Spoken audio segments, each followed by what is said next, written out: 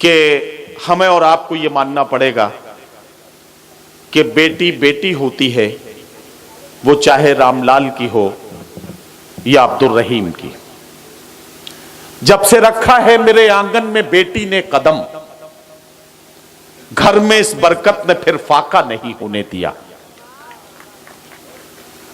साथियों, हमें यह समझना पड़ेगा कि कहानी चाहे दिल्ली की हो या हैदराबाद की, जुल्म मुल्क के किसी भी शहर, सूबे या कस्बे में हो, अगर हम 130 करोड़ हिंदुस्तानी अगर एक दूसरे को ऐसे ही देखते रहे और ये सोच के टालते रहे कि ये तो हैदराबाद की बात है, हमारा इससे क्या लेना देना है, तो मैं आपको बताना चाहता हूं कि ये हैवानियत, ये दरिंदगी धीरे धीरे पूरे देश को जंगल बना देगी।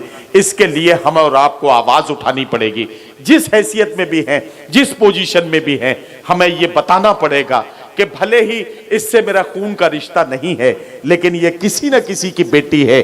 जिसकी भी बेटी हो, इससे मेरा बहन का रिश्ता है, इससे मेरा बेटी का रिश्ता है, और मैं इस रिश्ते को निभाने के लिए तैयार हूं।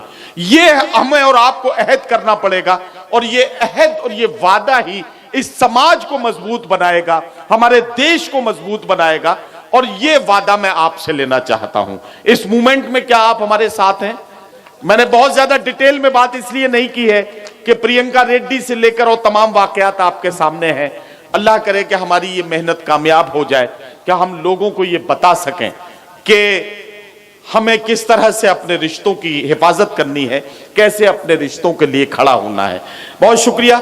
आइए पहले शायर से मुलाकात करते हैं। ये कशमकश है, हिकायते गम बयां करूं मैं कहां से पहले, हर एक टुकड़ा ये कह रहा है यहां से पहले, यहां से पहले।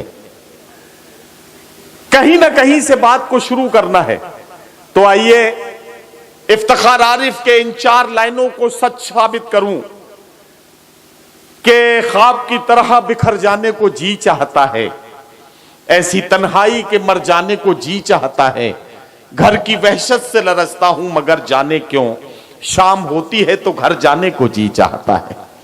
आपकी इस खूबसूरत सी महफिल का आगाज करने के लिए आप ही के घर आंगन के एक कवि, एक शायर को आवाज दूं। और सबसे पहले मैं जावेद सुल्तानपुरी से ये गुजारिश करूं कि वो माइक पर आएं और अपने कलाम के साथ आज के मुशायरे और कवि सम्मेलन के सफर का आगाज करें। जनाब जावेद सुल्तानपुरी।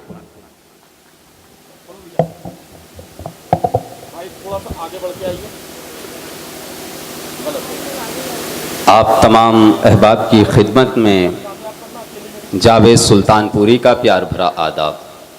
बहुत शुक्रिया नदीम भाई, अल्लाह आपकी शख्सियत को चांद सितारों से ज़्यादा चमकाए। इजाज़त चाहूँगा। ऐसे मिलजुल के हवाओं को सजा दें हम लोग,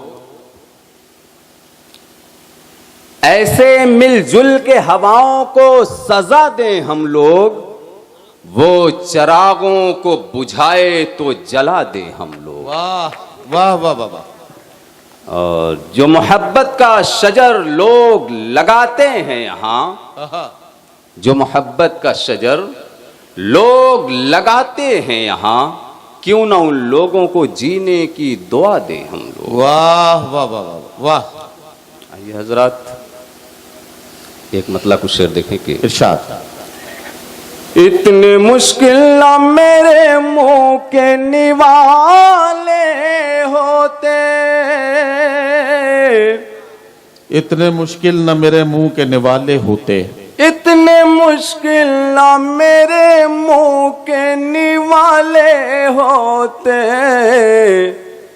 आस्तीनों में अगर सांप न पाले होते, वाह वाह वाह वाह। आस्तीनों में अगर सांप न पाले होते।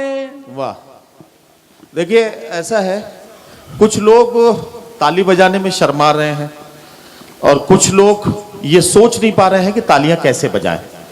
मैं आप दोनों का मसला हल करता हूं, दोनों की समस्या का समाधान बताता हूं। ताली बजाने में शर्माने में आपका बड़ा नुकसान यह है कि लोग आपको नासमझ मानने लगेंगे। असल में कवि या शायर माइक पर हो, वो कोई कविता या शायरी सुनाए और आप उस पर ताली न बजाएं तो आपके पड़ोस में बैठा हुआ शख्स ये समझने लगेगा कि बताओ इतनी आसान सी बात इसकी समझ में नहीं आई। तो अपने को पढ़ा लिखा साबित करने के लिए आपको ताली बजानी चाहिए। क्या मेरी बात सही है? ये तो पहली बात है। और दूसरी बात यह है कि अगर ताली बजाने का तरीका आपको नहीं समझ में आ रहा है कि कैसे बजाएं, तो मैं आसान तरीका बताता हूं। आप अपना दायां हाथ ऐसे हवा में निकालें, उसकी हथेली को गौर से देखें और उस हथेली में उस आदमी का चेहरा तलाश करने की कोशिश करें जो आपके घर पे शादी का रिश्ता लेकर आया था। तो जैसे ही आप उसका चेहरा उसमें देख लेंगे, दूसरा हाथ अपने आप अपना काम करना शुरू कर देगा और तालियां बज जाएंगी। अब अगर समझ में आ गई है तो एक बार तालियां बजा के दिखाएं, मुझे बताएं कि आप बिल्कुल समझ गए ये बात। तो भाई पढ़िए। इतने मुश्किल ना मेरे मुंह के निवाले होते, इतने मुश्किल ना मेरे मुंह के निवाले होते, आस्तीनों में अगर सांप न पाले होते। वाह वाह वाह। हम भी दुनिया में बहुत आज निराले होते, हम भी दुनिया में बहुत आज निराले होते, हम भी दुनिया में बहुत आज निराले होते, जितना बर्बाद किया काश संभाले होते, वाह वाह वाह। जितना बर्बाद किया काश संभाले होते। और शेर देखिएगा कि ऐब मेरा न जमाने में उजागर होता, ऐब मेरा न जमाने में उजागर होता, ऐब मेरा न जमाने में उजागर होता, ओ जो इज्जत न सरे आम उछाले होते। बहुत शुक्रिया साहब। दूर मंजिल थी मैं फिर भी तो पहुंच सकता था, वाह वाह वाह वाह। दूर मंजिल थी मैं फिर भी तो पहुंच सकता था, पाँव के कांटे मेरे गर्वों निकाले होते, वाह वाह वाह। पाँव के कांटे मेरे गर्वों निकाले होते। क्या कहना क्या कहना, वाह। मक्ता देखें। इरशाद। उनकी जुल्फों ने मुझे कैद किया है जावेद, उनकी जुल्फों ने मुझे कैद किया है जावेद, उनकी जुल्फों ने मुझे कैद किया है जावेद, वरना हम भी किसी सहरा के हवाले होते, वाह वाह वाह। वरना हम भी किसी सहरा के हवाले होते।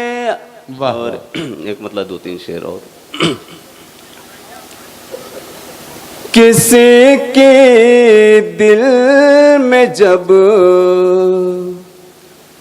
चाहत नहीं थी, किसी के दिल में जब चाहत नहीं थी, किसी के दिल में जब चाहत नहीं थी,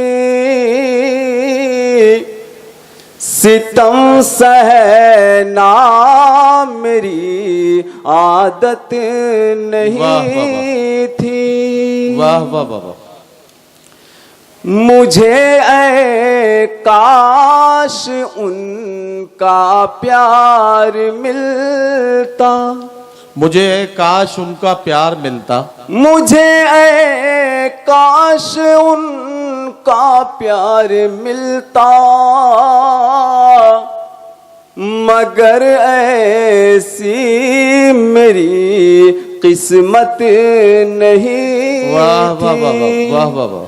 मगर ऐसी मेरी किस्मत नहीं वाह, वाह, थी। और ये शेर देखें, ये आखिरी शेर पढ़ रहे हैं, अब आप सुन लीजिए इसको, तालियों की गूंज में जरा इनका स्वागत कीजिए और आखिरी शेर इनका सुन लीजिए। बढ़े कुछ फासले ऐसे कि जैसे, वाह, बढ़े कुछ फासले ऐसे कि जैसे हमारे दरमियां कुर्बत नहीं थी। वाह, वाह, वाह, और ये वाह। शेर देख लें, जहां थे मालो दौलत के पुजारी, जहां थे मालो दौलत के पुजारी, वहां देखा गया गैरत नहीं वाह, वाह, वाह, थी। वाह, वाह, वाह। मक्ता देख ले बस। भाई हमें जावेद क्यों गुर्बत का हो गम, हमें जावेद क्यों गुर्बत का हमें हो? जावेद क्यों गुर्बत का हो गम, अमीरी में भी कुछ राहत नहीं वाह थी। वाह वाह वाह वाह वाह। जावेद